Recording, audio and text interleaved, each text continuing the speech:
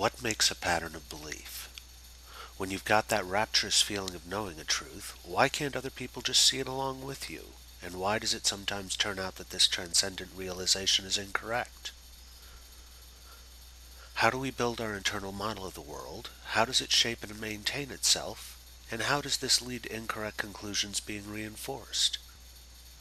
Looking at it carefully, there are remarkable similarities between opinions, drugs, ideology, religion, and even personal preferences as far as how the brain processes them, not only in their effects, but how it prioritizes them. I am not attempting to analyze individual beliefs, and I'm not trying to psychoanalyze anyone. I'm looking for the fundamental structures that shape our minds and how I can use that knowledge to better understand human beings, including myself. From there, I will see what it teaches me about being human, and if it answers my questions about the world around me. First, let's talk about a self-modifying pattern of behavior that I'm very familiar with: smoking. Nicotine is a drug that has great impact on the central nervous system. Once a new smoker gets over the initial dizziness and nausea, it bestows a very small feeling of alertness and well-being, but a significant one.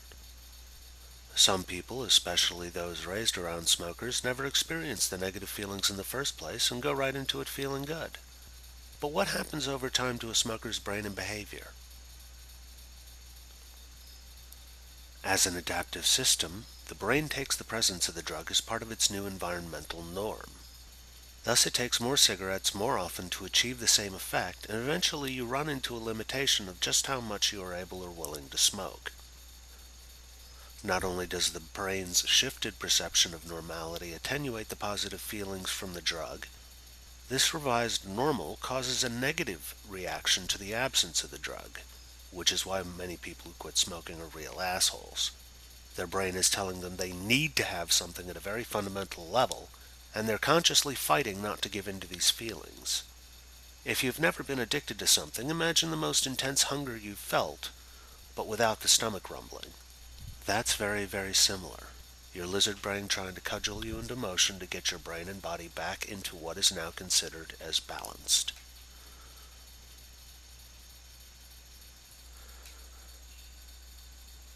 But nothing happens in isolation, so what do you do when you're to the point that you're not physically capable of, or capable of surviving, taking enough of the drug in order to do more than feel normal? Well, with cigarettes, you either go through the joys of quitting the addiction, deal with it and smoke enough cigarettes to feel average, or you form other patterns of behavior that give you positive feelings, which you then unfortunately associate with the cigarettes. For me, it's pacing around drinking coffee, smoking cigarettes, and thinking about things like philosophy, human nature, politics, society, and of course, women. Habits rely on the biological fact that repeatedly used connections within the human brain grow stronger. The likelihood of you doing something is in part proportional to the number of times you've done it before without something awful happening. For good or for ill, we don't need an external source, such as a chemical, to create patterns of self-reinforcing behavior. Generally speaking, addictive drugs use the same neural receptors as the neurotransmitters within our brain, and modifying current behavior in response to external stimuli is one of the most important things that these neurotransmitters do. Anyone who has seen a riot can tell you that the brain's balance can be thrown out of whack without any chemical intervention whatsoever. When combined with imagination and a deep connection to your internal model of the world, this can happen with just about anything. Ideology, pets, religion, sports, or just about anything else that an individual can feel an overwhelmingly strong connection to. If you associate it with yourself, or even more so with your survival, you grant that part of your internal emotional makeup great power over you. I would suggest that anything that you grant such automatic control over your behavior is perhaps one of the most important things you should examine, precisely because of its ability to shape your thoughts and actions. This is most evident in the new convert, when the rush of joy felt when new internal connections are being made is reinforced by a feeling of well-being, connection to the universe, and a feeling of correctness, along with everything in the world feeling all shiny and new. In that case, there is little you can do to confront it. When someone else is in the throes of self-reinforcing belief and they're directing it at you, there isn't any way of bursting that bubble that has any guarantee of success in either the short or the long term. Also, who knows? They may have unlocked the secrets of the universe, no matter how much it sounds to you like they're just a bit too much into the significance of unleavened bread. The point is that if they're completely focused on the wonderfulness that they're experiencing, or worried that you're not experiencing this, then no rational discussion about it can happen, nor will you be rational about it if you're all creeped out. And if both of you are reacting emotionally, then taking each other by the shoulders and slamming your foreheads together is about the level of communication that's happening.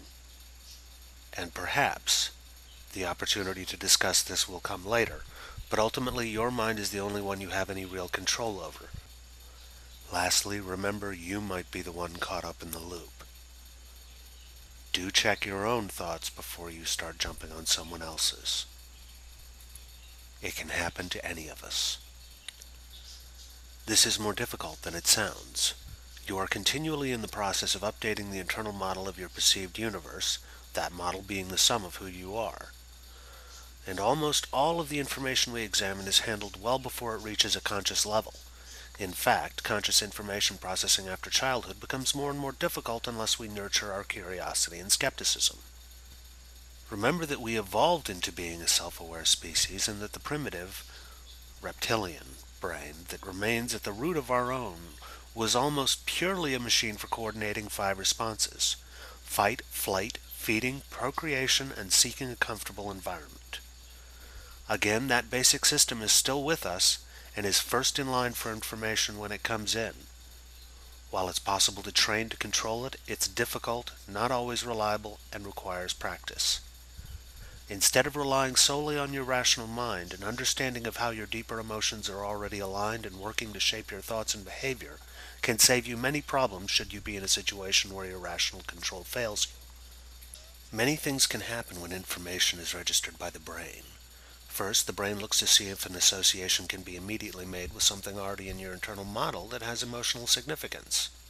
The more powerful the emotional significance of the association, the greater the power behind the many possible responses the brain returns, with the strongest one generally winning out.